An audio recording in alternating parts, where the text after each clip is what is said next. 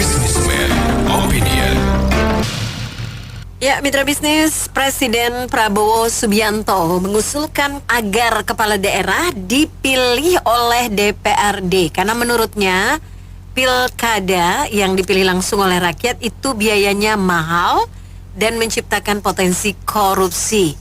Nah, gimana komentar Anda mengenai usulan kepala daerah seperti gubernur, wali kota dan juga bupati ini dipilih oleh DPRD? Silakan 633-9160 atau WhatsApp call ya 0816-924-924. Kita tunggu komentar Anda mitra bisnis. Menurut saya itu kemunduran, kembali ke zaman Orde gitu. Terus apakah yakin nggak terjadi suap menyuap di DPRD?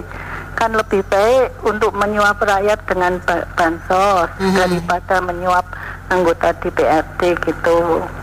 Lebih baik udah pilih lewat DPR aja. Nggak ada guna lah itu pilih-pilih lah, itu semua habisin duit. Setuju, tapi calonnya banyak di tes and profesor bro. Dites dulu, dicari bibitnya yang betul-betul bagus, baru seperti kayak pilih jaksa lah, Kapolri lah. Nggak usah lah, itu rakyat itu sekarang membuang duit-duit gak karuan, itu korupsi tambah banyak itu. Ya, jadi kalau bilang suara rakyat kan bukannya suara DPR gitu. Kalau soal keuangan, ya nah itu DPRD yang atur boros apa nggak boros. Nah itu kalau tadi Bos Jansen bilang pada sembarangan rakyatnya banyak kagak bener. Nah itu DPR punya orang yang atur.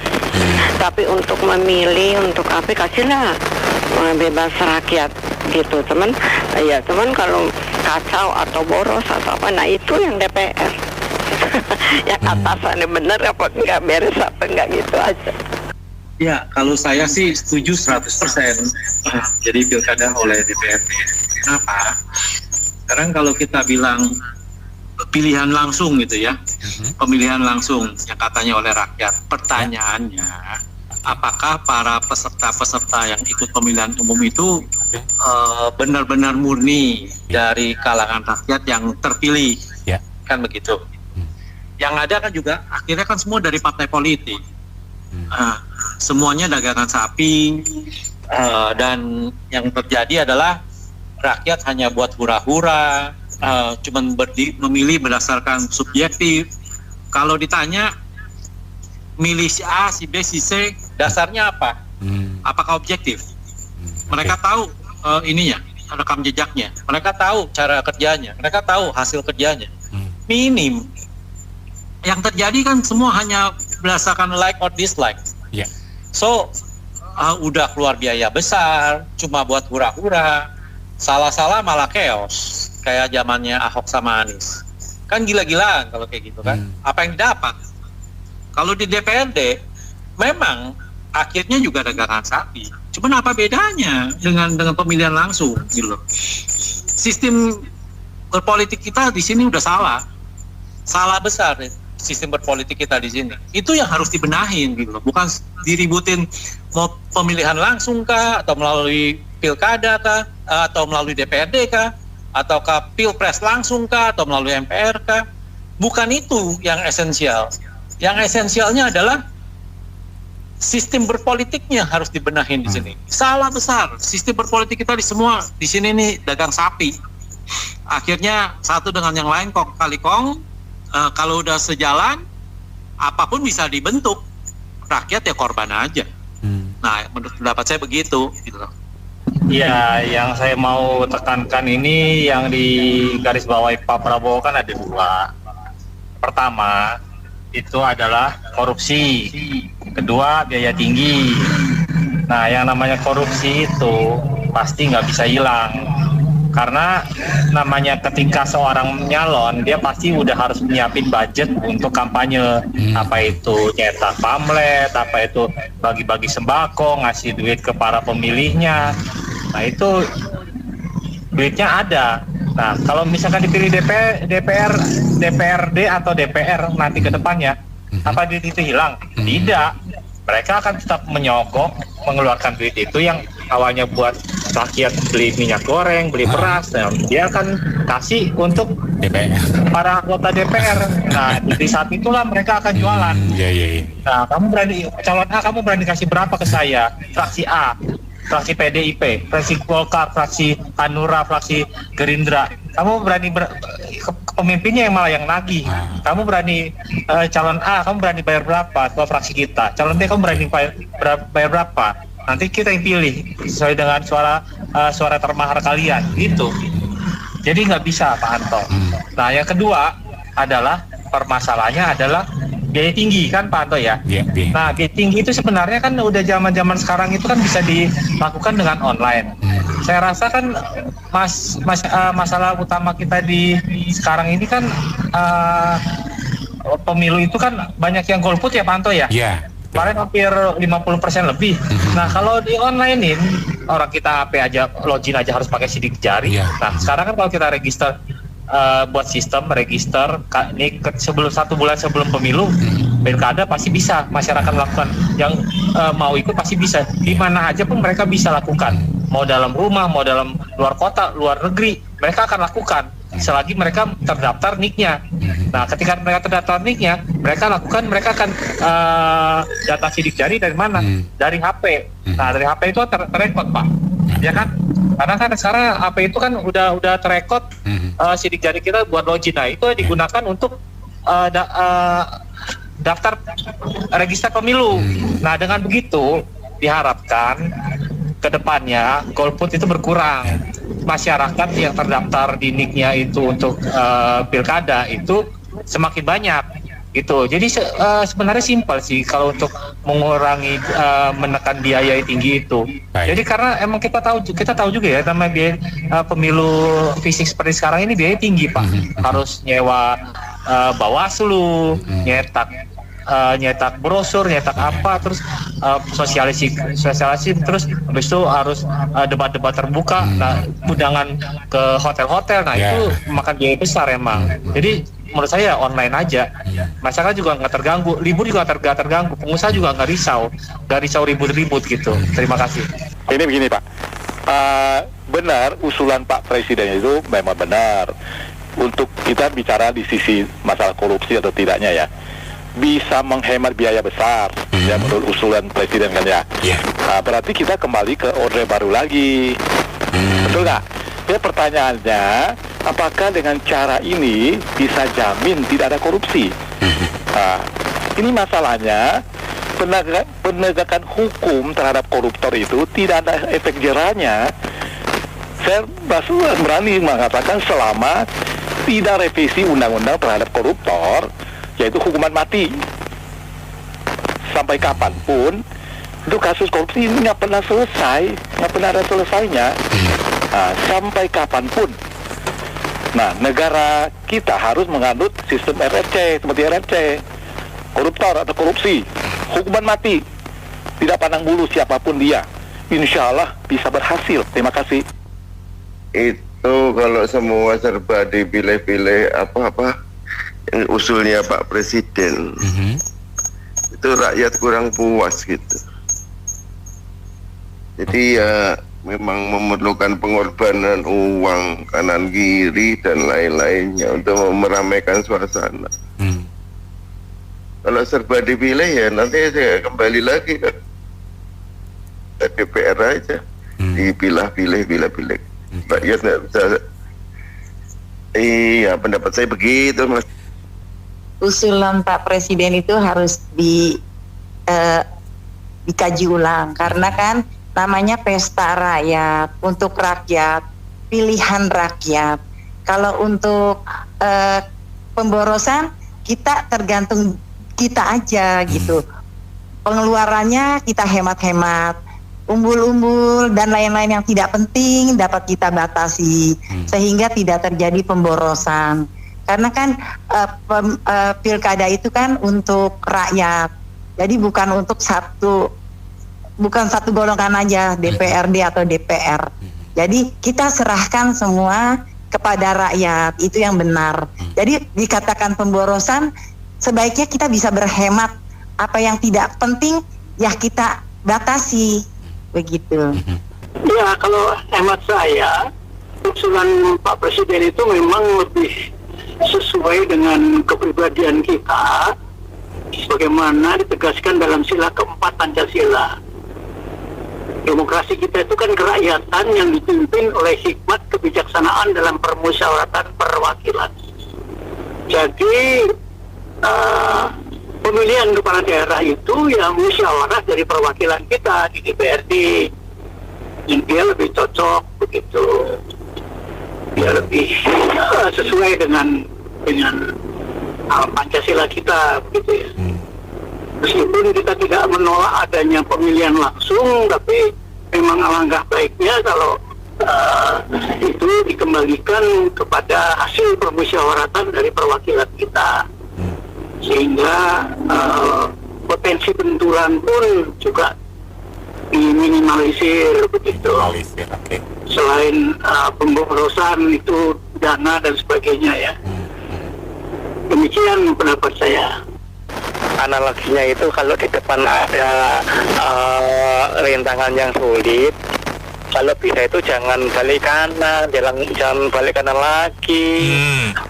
Dan artinya kan putus asa atau nyerah ya. Kalau di depan ada misalnya rintangannya berat ya harus dilalui, harus dicarikan solusinya yang baik. Karena pemilunya ya mengikuti zaman lah ya Mas Beni ya. Kalau zamannya internet teknologi digital ya ngikutin internet gimana, apa itu ting atau TPS-nya TPS keliling kan bisa tuh Mas itu. Kalau nyoblosnya pas hari hari tenang itu 3 hari itu buat TPS keliling juga bisa door to door dari rumah ke rumah, saksi juga ikut. TPS-nya keliling, saksinya juga ikut keliling kan gitu Mas Beni, untuk mengurangi golput kan begitu toh kondisinya. Iya. Kalau seperti dulu lagi saya sih nggak setuju ya. Itu artinya kan kita kan kembali ke masalah yang seperti itu kan udah pada apa semua. Itu Mas. Sebagai sebuah opini atau pendapat ya boleh-boleh saja, karena berpendapat berbeda itu misalnya katakanlah pendapat ini berbeda dari kehendak rakyat, tapi sebagai sebuah pendapat itu juga sebuah demokrasi juga gitu. Namun dalam substansi kalau dikatakan pemilu kita mahal ya tidak, karena kan harus dibagi 5 tahun sebenarnya. Kenapa ini jadi mahal? Dari sisi 2 dimensi. Dimensi pertama bagi para kandidat atau partai. Kenapa mahal? Ya memang kandidatnya nggak punya prestasi selama hidupnya, tidak punya social capital selama sebelum pemilihan. Dia cuma sekitar 3 bulan atau 6 bulan mau pemilihan aja, akhirnya bikin spanduk-spanduk wajahnya untuk difoto, dipasang di pohon-pohon itu aja jadi mahal.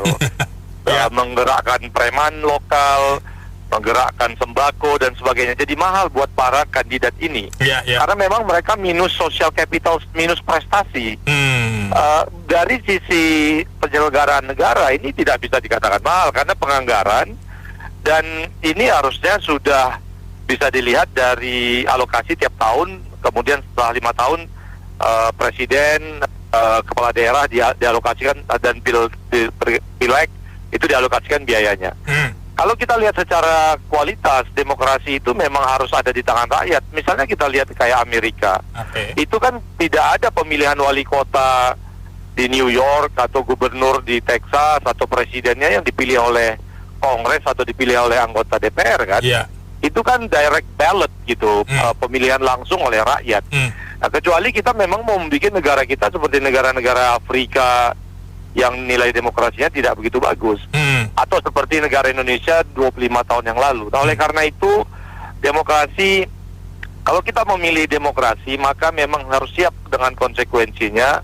Salah satunya adalah penganggaran biaya sehingga demokrasi ini berkualitas.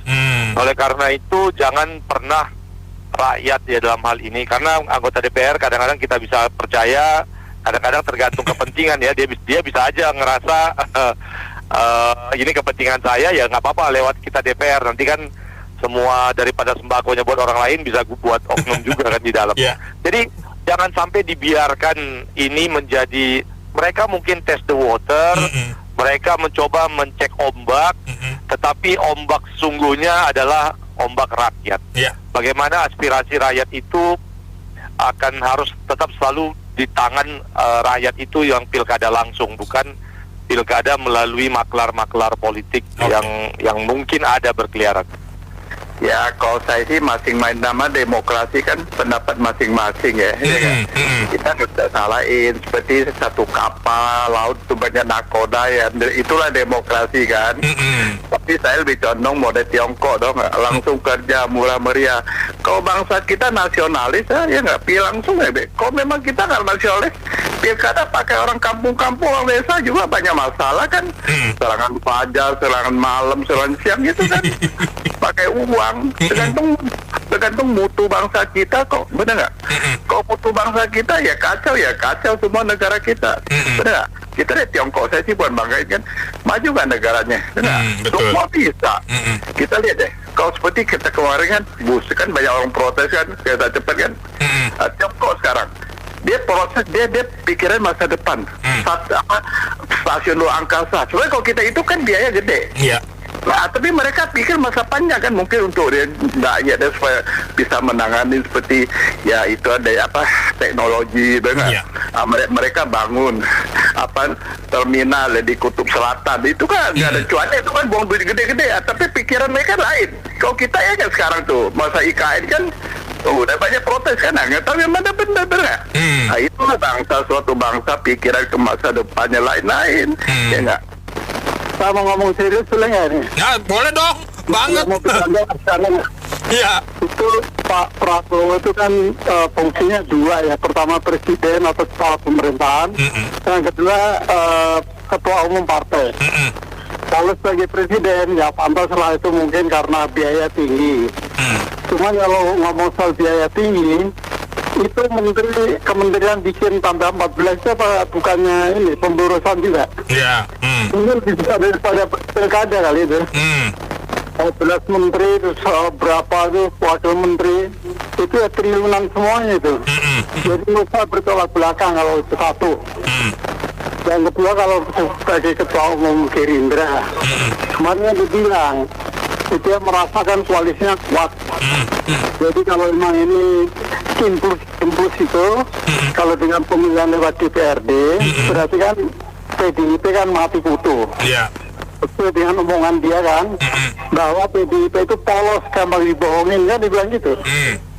Nah itu mungkin tujuannya itu. Yang kedua, kalau lewat DPRD, mungkin ongkos itunya bisa terbalik. Jadi menurut saya kalau lewat DPRD itu namanya hujan ke tempat. Tapi kalau lewat pemilihan langsung itu hanurata. Hanurata, iya betul. Matanya suara bagi rata. Iya. Saya sebagai rakyat, saya mudah menikmati mana yang pemilihan lewat DPRD, mana pemilihan langsung. Menurut saya lebih meriah pemilihan langsung. Jadi mungkin DPR barangkali sudah mengolah, mudah-mudahan aja tetap dilakukan pemilihan langsung. Ayo wae. Saya bilang ini boten ini. Jadi maksudnya ya ini pemborosan mau terkendali lah istilahnya. Ya misalnya tadinya di rakyat jadi mau di DPR, jadi supaya pemborosan yang terkendali atau mungkin korupsi yang terkendali mungkin ya. Ya kita nggak usah contoh jauh-jauh dah. Ya contohnya yang Maluku Utara itu ya. Nah itu pertama 3 minority dia, buktinya beres.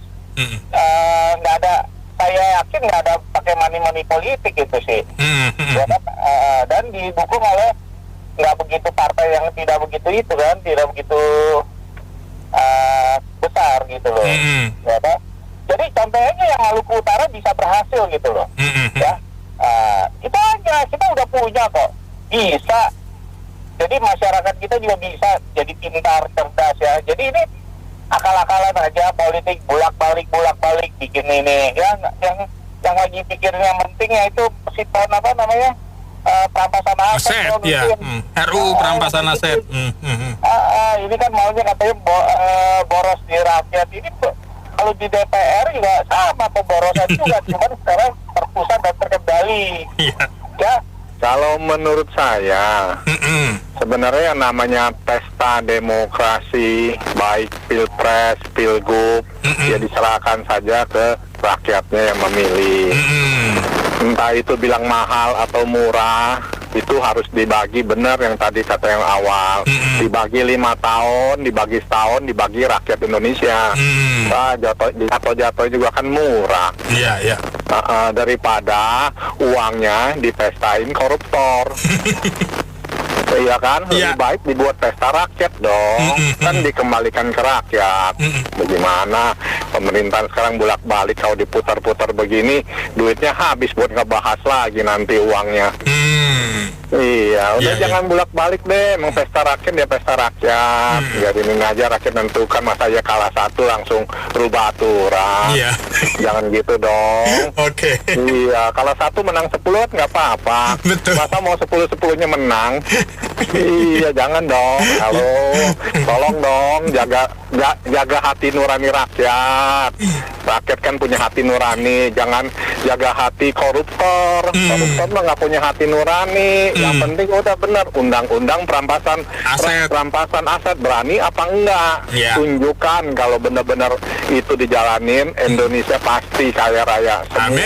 Kita semua pasti maju dan berjaya. Cobalah pilkada atau orang-orang yang memang siap dipilih menjadi yang membantu presiden, tentunya misalnya dari bupati dan sebagainya ya, tentunya kepala daerah. Coba dicari orang-orang yang berpotensi, bukan tukang ternak ayam atau jadi lurah. Bukan karena dia juragan jadi lurah. Satu poin. Terus kedua, boleh dibilang ini menambah income-nya daripada DPR luar biasa nih, ya kan? Artinya apa? Ketika ditentukan si A harus, kamu mau jadi berapa poinnya, seperti itu. Artinya income mereka akan bertambah, sementara korupsi tidak akan pernah habis. Ya kan? Dan orang-orang yang tidak berpotensi menjadi lurah atau menjadi kepala daerah, mereka cenderung melakukan hal-hal yang memang dinamakan mencari uang, bukan mencari pekerjaan, bukan untuk rakyat tapi untuk pribadinya. Sehingga banyak daerah-daerah yang terlantar, yang menderita bahkan miskin. Kita lihat terjadi kebanjiran. Ya akan terjadi kebanjiran, tidak ada yang datang untuk melakukan pertolongan segera. Nunggu 2-3 hari orangnya udah pada mati baru datang gitu. Ya kan? Seperti ini. Terus kedua juga, coba apa yang diwacanakan oleh Pak Prabowo itu baik. Tetapi kebaikan ini tentu akan mendatangkan sesuatu nuansa yang baru. Ya kan? Sehingga untuk ke depan pemilihan melalui DPR, kalau menurut saya sangat riskan. Karena apa? Karena membuat aturan baru, korupsi baru, serta mendapatkan income tambahan daripada DPRD yang baru. Karena setiap hari itu terjadi pemilihan kepala daerah. Kalau pilih secara langsung itu juga banyak korupsinya. Mau jadi kepala daerah itu gak dikit duitnya. Itu jadi bupati itu 50M tuh. Uangnya dari mana nanti dia baliknya? Betul. Kalau saya rasa lewat DPR tapi melalui tes and profit test, baru bisa. Berapa calon? Tes dulu. Sudah lolos baru boleh dicalonkan, baru bisa disaring dulu. Dapatnya tinggal 2. Di 3 itu baru ditentukan. Gak langsung. Itu biaya murah, korupsi mah tetap aja itu. Kalau pilih langsung itu tetap sumber, itu tetap aja uangnya besar banget. Jadi gubernur, salah satu teman saya itu ada gubernur di Sumatera. Itu ratusan M itu. Ratusan M Pak ya? Waduh. Iya udah pakai DPR, percayalah DPRD itu DPR, percayalah mereka ya dites dulu, dia tidak bisa putuskan langsung. Begitu kan? Jangan alergi lah Pak Prabowo gitu buat hukum dah. Terima kasih Pak. Reformasi 1998 gimana itu? dikembalikan mau ke sana lagi sebelum 2004. 2004 ya mulai kan? Langsung. Kita negara demokrasi dari rakyat, oleh rakyat untuk rakyat. Harus rakyat yang berdaulat, rakyat yang memilih lah. Pak Prabowo itu wacana itu dicabut saja. Percuma, pasti banyak nanti yang mendemo itu. Jadi habis-habisin waktu saja. Jadi kalau DPRD dulu itu praktek dagang sapi itu banyak. Sama. Itu kita memilih kucing dalam karung itu. Kalau langsung kita langsung melihat siapa ini yang pantas menjadi pejabat, kan begitu. Nah, yang diatasi di sini yang memberi money politik itu, yang memberi penyogokan itu yang penyuapan itu yang harus ditertibkan, ditindak tegas. Jangan mengkambing hitamkan rakyat. Rakyat kan ada yang menerima, ada yang enggak. Saya nggak mau menerima itu. Tapi yang kita pilih menang-menang saja. Jadi tidak seperti itu kali ya.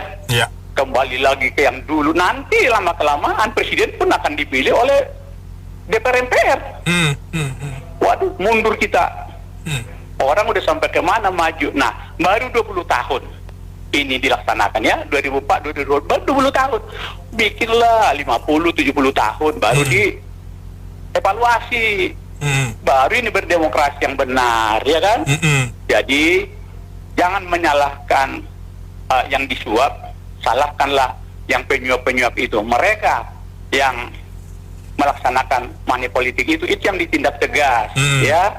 Jadi Pak Prabowo, saya akan memilih Pak Prabowo. Jangan kembali ke orde lama. Yang mungkin ada lagi satu lagi ya. Ada juga yang bagus dari orde baru, yaitu partainya 2 saja atau 3 paling banyak. Itu lebih mudah, pemilihnya kan Pak Beni ya. Nggak banyak calon-calonnya. Terima kasih, selamat sore. Jadi mau dibalikin lagi ke semula Pak ya, DPRD yang ngambil alih lagi ya. Semuanya kan sudah kita coba, semuanya udah permainan semua kan, kayak gitu-gituan. Apalagi kemarin saja udah ketahuan KKN-nya lebih tinggi lagi kan, polusi, korupsi, nepotismenya. Akibat keputusan MK B90 itu lolos, keputusan MK 60-70 langsung di-cut. Hanya segelintir manusia mengutak-ngatik. Apalagi nanti di DPRD yang ngambil alih, mungkin tinggi lagi. Kembali lagi ke zaman dulu kita, polusi, korupsi, nepotismenya. Iya enggak Mbak? Iya. Nanti kalau anak saya mau masuk, anak saya mau jadi gubernur dong. Nih, saya ajuin anak saya bayar sekian. Nah, kuat-kuatan itu di dalam. Uangnya piro. Nah, jadi kembali lagi kayak gitu, jual-jualan mereka di internal. Ya nggak? Ada segelintir manusia yang berpesta pora. Kalau rakyat yang menikmati kan semuanya, rakyat kecil juga dapat. Kaosnya dapat dalam berkampanye. Mungkin ada pemain sulapnya, serangan fajar, ada juga. Mungkin ada pembantu-pembantu calonnya ini gelontorkan uang, dikasih 100, mereka gelontorkan cuma 5 perak. Jadi kembali lagi, nggak perlu lah kita. Pak Prabowo di belakang-belakang yang untuk mengambil keputusan yang jelek-jelek nggak usah didengar lah. Bapak Prabowo ini di backup oleh rakyatnya kok. Jangan hanya segelintir manusia mengintimidasi, kasar kita bicara sebagai rakyat, mau mengikuti syahwat politik mereka untuk kenikmatan segelintir manusia. Kita semuanya sudah belajar ke belakang itu. Jangan kita kembali lagi ke belakang. Biarkanlah rakyat yang menentukan semuanya ini untuk memilih pemimpinnya. Rakyat juga yang menikmati uangnya juga, walaupun itu segelintir manusia yang mengelolanya. Mereka yang lebih besar. Itu lagi, kembali lagi saya bilang, cukuplah sudah. Kita semuanya sudah kita dapatkan, sudah kita pelajari semuanya. Metode-metode apa yang mereka gunakan itu hanya segelintir manusia yang menikmatinya nanti. Kembali lagi keputusan Prabowo tetap nanti di belakang di backup oleh rakyat untuk ke depan ini. Jangan segelintir manusia hanya untuk syahwat politiknya, untuk anak cucunya menikmati kekuasaan, rakyat yang jadi korbannya. Begitu saja, makasih. Assalamualaikum. Ya, saya sebenarnya sih sudah disebutkan semuanya ya. Jadi bagi saya sih sebagai WNI ya, sebagai rakyat Indonesia itu mau itu dipilih sama DPRD, mau dipilih siapa, itu nggak jadi soal. Yang harusnya sekarang yang menjadi PR adalah bagaimana gitu kan, bagaimana memberantas kepala daerah atau mungkin elit politik atau pejabat yang korupsi, gitu loh. Kalau hanya sekedar dihukum di pengadilan, kok rasanya nggak ada kapok-kapoknya, gitu loh. Nah, bahkan bisa nanti di tahun depan malah beraksi lagi, gitu kan, untuk mencari posisi lagi. Nah, jadi kalau menurut saya yang harus ditekankan di sini kalau mau Indonesia maju, harus dilakukan revolusi. Nah, jadi revolusi itu revolusi hukum terutama. Jadi harus ditekankan betul. Sekarang mana yang soal perampasan aset koruptor, gitu kan? Ini aja masih tidak masuk dalam prolegnas kan, gitu loh. Nah, kenapa bisa begitu? Artinya kan di sini yang katanya mewakili suara rakyat, yang itu jelas untuk kebutuhan kemajuan bangsa dan tanah air kita, tapi malah kayak dibiarkan begitu, dianggap enteng. Gitu loh. Nah, ini kan jadi satu tanda tanya besar kalau menurut saya, gitu kan. Nah, terus yang kedua, hukum kita itu kerasa banget loh. Orang yang punya uang dengan orang yang nggak punya uang, gitu loh, kerasa banget. Nah, harusnya, gitu kan, bagaimana hukum kita itu melek, semua itu setara, sama. Gitu loh. Mau itu gubernur, mau itu siapa, kalau salah ya salah. Gitu loh. Dan juga kalau yang orang nggak punya, ya segera ditangani. Jangan kemudian kamu sudah rugi berapa. Gitu kan? Kan kalau kita melapor itu kan, saya juga kaget ini. Kalau kita melapor ke kantor polisi, kita ditanya kita itu rugi berapa, gitu loh. Nah, kalau kita rugi itu di bawah 2.500.000, yang mau sampai kapan aja nggak bakal diproses, gitu loh. Nah, yang kedua, kalau kasus rakyat biasa, kalau nggak diviralkan, mana mungkin mau diproses, gitu kan? Contohnya yang sekarang lagi viral itu baru kemarin ini, yang karyawan dianiaya sama bosnya, yang cewek itu, Mbak, tahu nggak? Yang sampai bocor kepalanya, yang kata bosnya itu mengatakan saya ini kebal hukum, gitu kan? Nah itu kalau misalnya itu tidak diviralkan, apakah karyawati itu akan diproses? Maksudnya akan kemudian si bosnya ini ditangkap dan sebagainya? Enggak kan? Bisa jadi memang kebal hukum, gitu loh. Nah, jadi kalau menurut saya yang harus segera kita Indonesia ini mau maju adalah revolusi. Harus benar-benar menekankan, membersihkan hukum ini dengan sebaik-baiknya. Kalau misalnya mau bicara tadi soal mahal atau enggaknya, harusnya itu juga sistem pemilu kita diubah. Ya. Gitu loh. Semua itu nggak mudah Bu ya, atur negara ya. Ya Presiden Prabowo kan sekarang sedang menjabat, yang dikasih kesempatan kita jalanin nih, karena kan ini ada ini kaitan dengan kita yang pilih Bu. Itu wanita. Intinya begini Bu ya, saya mau siapa, mau kepala daerahnya mau siapapun, mau dipilih langsung, dipilih DPR, RD, saya nggak masalah. Yang penting pelatih ketua PSSI tetap Erick Thohir Bu. Itu ya Bu ya, pelatihnya tetap Sintayong. Mau dipilih siapapun itu nggak masalah, termasuk dipilih oleh Neng. Yang penting ketahuan korupsi dirampas habis hartanya. Kita nggak mikirin korupsi, kita sekarang harus mikir yang korup itu harus dirampas hartanya. Siapapun yang pilih, tidak perlu dipenjarain, ketangkap, rampas habis harta, selesai. Terima kasih. Kalau alasannya mahal itu kan, yang mahal itu kan nyawer itu loh. Nyawer itu kan sebetulnya nggak boleh, ya kan? Nggak boleh nyawer. Kita dipilih berdasarkan kita, masyarakat suka sama kita, bukan berdasarkan uangnya. Itu yang mestinya kan itu ada di penegakan hukum.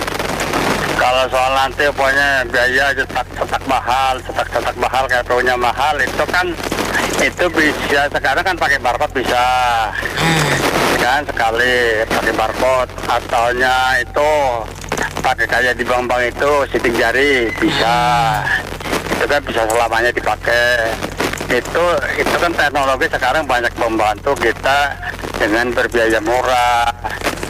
Tapi kalau soal yang mahal mungkin suap-suapnya kan penegakan hukumnya karena di Indonesia nggak jalan. Makanya kalau penegakan hukumnya kuat jalan, itu harus ditindak walaupun itu orang atas, pejabat. Gitu, makasih. Gini ya, usulannya sih oke-oke aja. Kita, apalagi kita yang bayar pajak, ya pasti sakit hati duitnya dipakai untuk gitu. Belum lagi dipakai untuk foya-foya. Artinya foya-foya itu adalah kalau di swasta ngeluarin duit untuk misalnya ngeprint gitu ya, mungkin cuman 1.000 satu lembarnya, tapi mereka 2.000. Kita kan juga nggak tahu, ya kan? Lah itu berapa juta lembar? Kalau 1.000 kali juta berapa? Ya kan? Iya, betul. Nah, kayak gitulah kira-kira. Kalau swasta kan otomatis menghemat, ya kan? Beda kan? Semua itu diperhitungkan. Tapi kalau PNS atau bangsa kita, terutama yang elit, itu merasa duit nggak ikut punya. Jadi mereka seenaknya kalau pakai. Itu udah jelas lah. Udah di mana-mana sama saja gitu ya. Nah, sekarang pertanyaan saya, kalau saya agree dengan usulan Pak Prabowo, caranya gimana? DPRD yang disuap atau DPRD yang di-approach? Gua ya, lu dapetin gua ya, nanti gua kasih lu sekian. Iya kan? Terus berapa banyak yang approach ke DPRD? Berarti DPRD kayak mendadak dong jadi orang penting baru kan? Betul. Kalau gitu gue duduk aja jadi DPRD. Nggak usah susah-susah gini ya. Saya pernah punya teman ya di DPRD juga ya, tapi saya nggak mau ngomong daerahnya di mana, oke? Lah, terus saya nanya gini, kenapa lu keluar? Ya aku nggak kuat. Bayangin aja, ada warga minta tolong diuruskan sertifikatnya, terus bagi-bagi duit. Terus dia kan nggak ikut maksudnya ngurusin itu gitu ya. Tapi di meja itu diberikan mending kalau banyak. Nila katanya gitu. Cuman berapa ratus ribu. Saya merasa nggak tega ngelihat orang, maksudnya penduduk gitu ya, penduduk yang belum tentu kaya gitu ya. Tapi aku makan duit dia kayak gitu. Akhirnya dia nggak kuat keluar. Bayangin aja, padahal dia cita-citanya setelah DPRD itu maunya ke kepala daerah.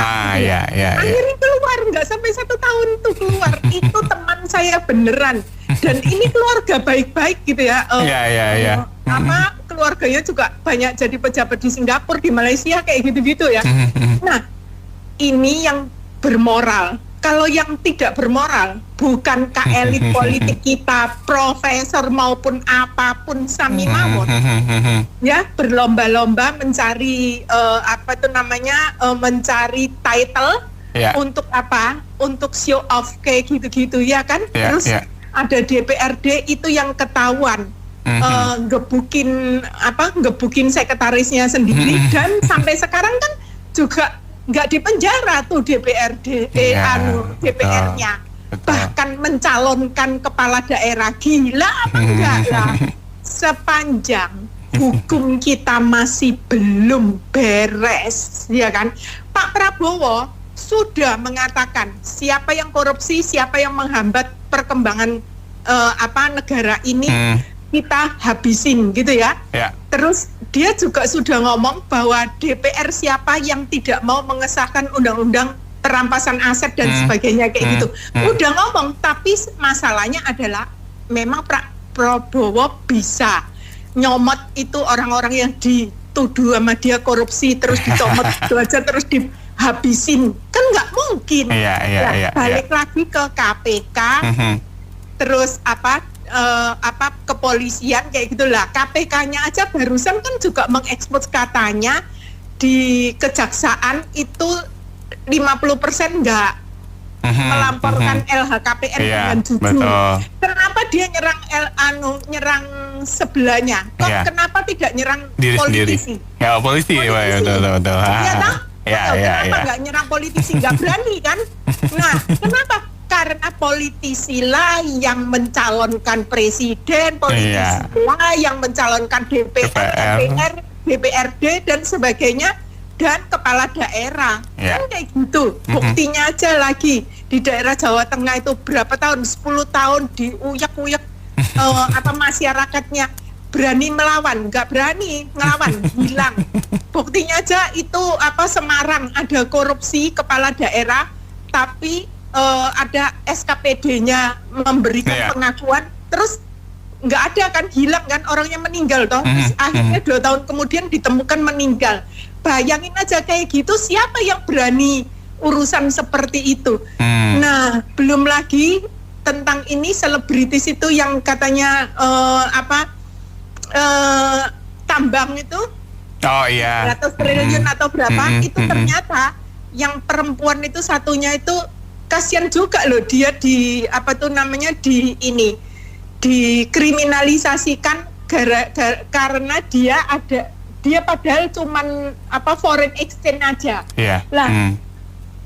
Saya lihat itu, saya tidak bela kanan kiri, tapi saya berpikir gini, kita rakyat biasa jangan sampai terlibat dalam hukum. Kalau sudah terlibat dalam hukum, celakalah.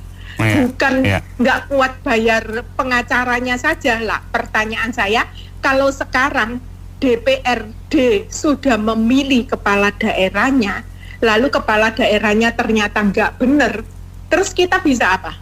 Presiden bisa apa? Penegak hukum bisa apa? Iya kan? Nah, kalau presiden harus memilih gubernur, itu saya setuju. Kenapa? Kalau enggak, nanti presidennya programnya nggak jalan karena ada gubernurnya, ya kan? Ada kepalanya, ada 2 di daerah itu.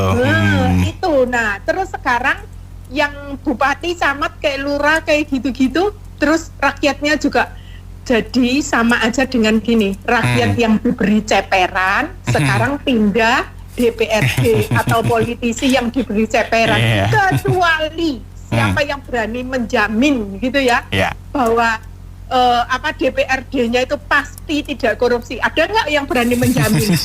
Sekarang pakai itu aja, pakai tim aja untuk seleksi ketua KPK, buktinya apa? Padahal dari akademisi, profesor lagi, terus di publik juga masih koar-koar lagi. Makasih.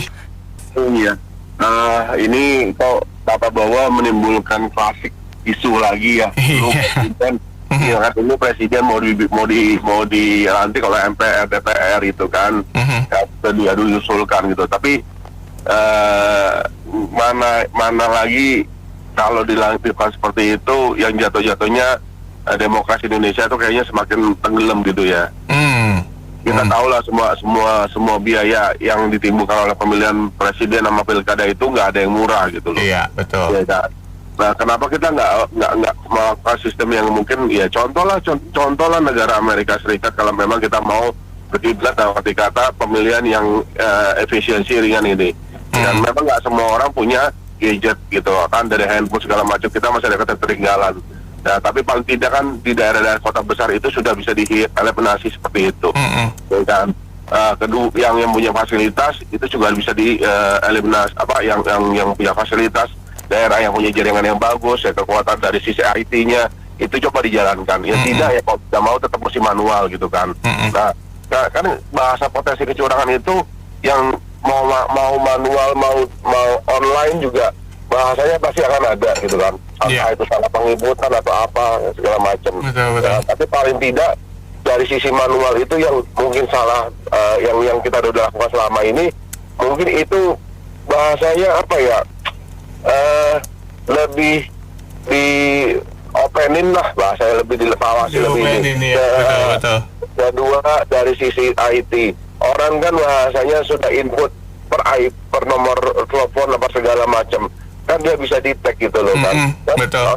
Selama ini kan digadang-gadangkan oleh Dukcapil dulu sama Permendagri bahwa satu nomor telepon hanya bisa satu KTP hanya bisa mendaftar berapa nomor telepon. Kita kecilin aja gitu loh, jadi satu orang 1 atau 2 maksimal gitu kan. Nah, nomornya sama, kan kita bisa, orang IT bohong lah kalau nggak bisa lah, nggak ngerti kayak gitu kan, penyamaan nomor telepon segala macam gitu kan dilakukan. Betul. Jadi bisa dibilang pemilihan itu kan akan jadi lebih efisien, ringan gitu kan, secara biaya segala macamnya ya kan. Nah sekarang kalau misalkan suruh dipilih dari DPR, MPR, bukan itu yang potensinya lebih banyak jadi sarang korupsi ya. Iya betul. Kan lu mau manipiro gitu kan, mau ditunjuk gitu kan. Ya contoh-contohnya sudah banyak kok. Kalau penunjukan langsung kan, kalau lagi kongnya di luar dari forum itu pasti udah ada kok, ya kan. Betul. Jadi bukan kita sudah tahu, tapi kita tuh berkoar-koar ke DPR juga percuma, capek gitu loh. Karena DPR-nya seakan-akan bilang mewakili rakyat ya kan, perampasan aset nggak diberes-beresin sampai sekarang. Kenapa? Kan ada yang aneh gitu loh. Ya kan? Mau berkoar-koar segala macam mewakili rakyat, ya satu hal itu aja deh, perampasan aset berani apa tidak gitu aja sebagai anggota DPR di sana di Senayan tuh, ya kan, resmikan gitu kan, putusan jadi ditetapkan sebagai sebagai undang-undang gitu loh, ya kan. Nah, kalau memang itu benar jadi ide, kita percaya, rakyat percaya kok. Lakukan itu dulu, baru kita ngomong berikutnya. Ayo stepnya apa? Dipilih oleh anggota DPR, boleh, nggak sesuai, tiba-tiba ada terkait korupsi, sita semua harganya. Betul. Dan ini ayo DPR jangan keluar bilang ini wakil rakyat, kita bisnis. Padahal terus terang ya, di jalan raya aja kata anggota DPR pejabat-pejabat ecek-ecek gitu. Jauh dari kata sopan santun di jalan, ya kan.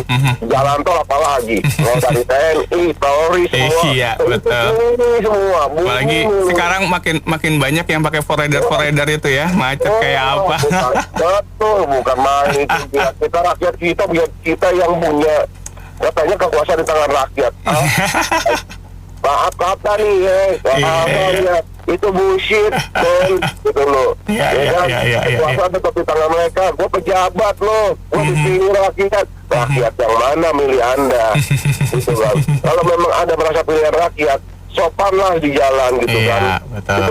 Itu cerminan kan sekarang. Makanya apa yang mereka omongkan itu kadang-kadang nggak sesuai dengan apa yang mereka lakukan gitu loh. Betul. Omong terucapnya, oh kita harus menjaga gizi, tapi pakai isinya korupsi semua. Ya kan? Itu yang terjadi sekarang di semua lini dan aparatur negara, termasuk DPR. Taruhannya kalau mereka dibilang tidak memanfaatkan fasilitas negara segala macam, aduh, mau gawat lah. Gitu loh. Ya, kita udah lihat kok Jadi mau berkoar-koar kayak apa itu udah sandiwaranya udah hebat ya. Melebihi Oscar kalau saya bilang di atas juga terus di atas gitu loh. Iya kan. Pokoknya kita percaya mau pemilihan nasional langsung apapun itu bentuknya, tetapkan dulu peraturan itu yang pelepasan aset baru dipercaya. Baik. Itu sih. Oke. Ya, hari ini saya dengar begitu banyak ya narasumber. Bisnis opinionnya itu juga bagus-bagus, itu suara rakyat, suara masyarakat ya, yang masih mencintai negara Indonesia tercinta ini. Saya sebenarnya kita di Fast FM itu kadang mau memberikan opini, kadang sampai malas gitu loh, karena kadang ada dia pemerintah, kita ini kadang kita itu kehilangan harapan gitu, hopeless ya. Namun kalau tidak memberikan suara, kita juga khawatir tidak membaik. Pemilihan tadi Bapak ini ngomong sudah betul bahwa sistem perpolitikan Indonesia itu dengan multi partai itu menurut saya memang masalah besar. Negara-negara yang agak maju itu walaupun dia ngomong sistemnya demokrasi, tapi partainya itu hanya 1, 2, atau 3. Jadi menurut saya Indonesia di bawah Pak Presiden Prabowo itu apakah bisa melakukan semacam bukan tawar menawar ya atau rekonsiliasi atau bukan ya, tapi PR utama apakah memungkinkan multi partai yang segitu banyak itu bisa yang ininya sama, visi misinya sama itu bisa nggak disatukan akhirnya kembali ke 1, 2, atau 3 partai ya seperti zaman dulu ya kan, 3 partai gitu, atau tidak usah, atau ada satu yang golongan daerah juga boleh, tidak usah terlalu banyak-banyak. Tapi kalau dipilih karena sistemnya sudah begitu, dari pagi kan banyak sekali pendapat yang bagus-bagus, nanti hanya pindah saja bahwa dari tawar-menawar uang yang ke rakyat dapatnya dikit-dikit, dialihkan misalnya ke anggota Dewan DPRD yang memilih. Kan bisa juga ada bandar, dari pagi juga sudah sampaikan, sudah betul, bisa juga ada bandar yang membiayai bahwa kalau kepilih satu kalian tinggal tawar-menawar saja, siapa yang porsinya lebih banyak, siapa yang porsinya lebih sedikit. Itu politik dagang sapi, itu politik money, uang. Jadi menurut saya ini sistem perpolitikan Indonesia itu yang harus menjadi concern dari pemerintah pusat untuk dilakukan perubahan-perubahan, akhirnya betul-betul berubah. Akhirnya mau pilih rakyat langsung, mau pilih DPRD itu nanti belakangan lah. Demikian Pak, terima kasih. Dikata pilkada Jakarta yang terakhir, nah, sekarang itu yang menang kan Pramono sama Pantul, Rano Karno. Andai kata menggunakan sistem lewat DPRD, yang menang ya Ridwan Kamil dan Suswono. Karena koalisi Indonesia Maju kan begitu luar biasa jumlahnya. Jadi di DPRD DKI pasti dikuasai mereka. Nggak mungkin PDIP cuman didukung sama satu partai di luar parlemen lagi, Hanura kan. Jadi sudah bagus sistem terbuka seperti sekarang ini, proporsional terbuka. Jadi keindahannya kalau dihubungkan dengan korupsi ya sama, mau proporsional terbuka, mau tertutup sama korupsinya. Makanya yang harus dipikirin Pak Prabowo itulah bagaimana menegakkan hukum dari mulai polisi sampai Mahkamah Agung, dari hulu sampai hilir itu benar gitu loh hukumnya itu. Jadi nggak peduli dia anggota DPR kayak rakyat kayak aparat. Nah ini yang paling utama ini. Contohnya di Banten, kenapa Airin itu kalah? Padahal dia didukung oleh 2 partai besar, PDIP dan Golkar. Kenapa kalah? Karena koalisi Indonesia Maju itu begitu banyak, ditambah lagi, nah ini secara valid ya nggak bisa saya membuktikan. Tapi ada komentar seperti itu. Jadi ketika pendukung-pendukungnya Airin itu kan money politik itu semua melakukan. Ketika pendukung-pendukungnya Airin itu mau melakukan serangan fajar, didatengin sama sebut saja oknum lah. Mau ngapain kalian gitu kan? Akibatnya mereka takut. Tapi nggak ada berita bahwa serangan fajar yang dilakukan Koalisi Indonesia Maju didatangi Barat. Tidak ada berita itu. Ditambah lagi si SDA itu bukan sumber daya alam.